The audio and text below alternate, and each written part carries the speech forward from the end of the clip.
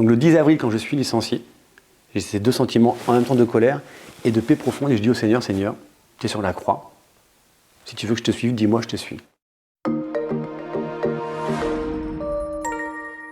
Bonjour, je m'appelle Olivier, donc j'ai 4 garçons, je suis marié avec Sophie. J'aime beaucoup aussi donc la musique, alors toutes sortes de musique, la musique classique, la musique pop, le rock, le jazz, voilà. Et je suis aussi chanteur et musicien aujourd'hui. Donc en 2018, je travaille dans l'automobile, voilà, je suis un peu par Mont et par Vaux, je vais dans différents pays, en Chine, en Estonie, en Allemagne, parce que c'est mon boulot. Et le 10 avril 2020, je suis licencié, voilà, en plein confinement. Et le 10 avril, c'est le jour du vendredi saint. J'avais 2 états d'âme. J'avais d'un côté une colère immense et en même temps une profonde paix parce que j'avais déjà 6 mois auparavant fait le choix intérieur en fait, de quitter cette société qui ne me correspondait plus. Et j'avais dit au Seigneur, écoute, si tu m'appelles à la louange, je veux bien le faire, mais il faut vraiment que tu m'appelles. Donc le 10 avril, quand je suis licencié, j'ai ces 2 sentiments en même temps de colère et de paix profonde et je dis au Seigneur, Seigneur, tu es sur la croix. Si tu veux que je te suive, dis-moi, je te suis. Ça a ouvert sûrement un chemin, parce que le Seigneur, ça je vais vous le dire à tous, quand vous criez vers le Seigneur, il vous entend et il vous ouvre des chemins après. Et il y a eu plusieurs signes, et j'ai reçu en fait le psaume 33 à plusieurs moments de mon licenciement. Donc je l'ai reçu le jour de l'entretien préalable de licenciement. Donc je bénirai le Seigneur en tout temps, sa louange sans cesse à mes lèvres, je me glorifierai dans le Seigneur, que les pauvres m'entendent et soient en fête. Le 11 juillet, qui est le jour de mon anniversaire, j'ai ma sœur Marie qui m'appelle, elle me dit « Oliver, je t'appelle parce que j'ai une parole pour toi, le Seigneur t'appelle à faire de la louange. » Et je te dis, mais pourquoi tu me dis ça? Il dit, lis les textes du jour. Et le psaume du jour du 11 juillet, c'est le psaume 33. Donc là, ça commence, voilà, je dis, est-ce que le Seigneur est en train de m'appeler par ce psaume-là ou pas?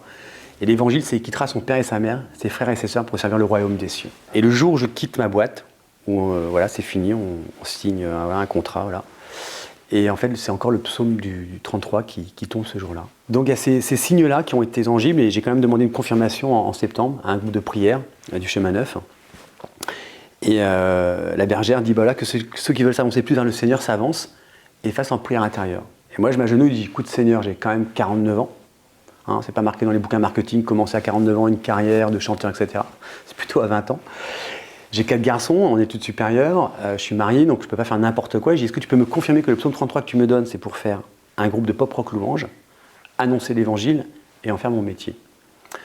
Et 2 minutes après, il y a un frère de la communauté qui dit, je reçois un psaume, et il lit le psaume 33 en entier, moi je pleure. Voilà.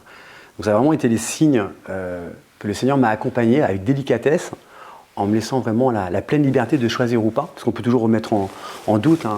Il y en a qui vont dire que le psaume 33, il tombe tout le temps, pendant toute l'année, donc c'est normal que tu l'aies eu, mais non.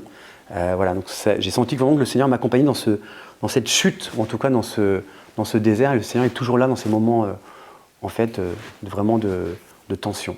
Ce qui change, c'est qu'avant, tous les évangiles, genre l'évangile de Cana, l'évangile de Cana, j'en avais marre, chaque fois on sait que le mec il va transformer l'eau en vin, tout le monde le sait. Sauf qu'on oublie, c'est que quand en fait il va transformer l'eau en vin, c'est qu'il y a quelqu'un qui vient voir Marie qui lui dit oh, là c'est la crise, il n'y a plus de vin. Et donc Marie va voir Jésus, mais en fait pour que le miracle se produise, il faut que le vin vienne à manquer. Et en fait c'est toujours le même processus, il faut qu'il y ait quelque chose qui vienne à manquer pour qu'on se tourne vers le Seigneur. Avant on ne se tourne pas. Et donc moi c'est la même chose, avant je manquais de rien. Et là voilà, j'ai été viré, je manquais de quelque chose. Ça m'a permis de me tourner plus vers le Seigneur, de dire ok Seigneur, je ne compte plus sur mes forces, mais je m'appuie sur toi, Seigneur.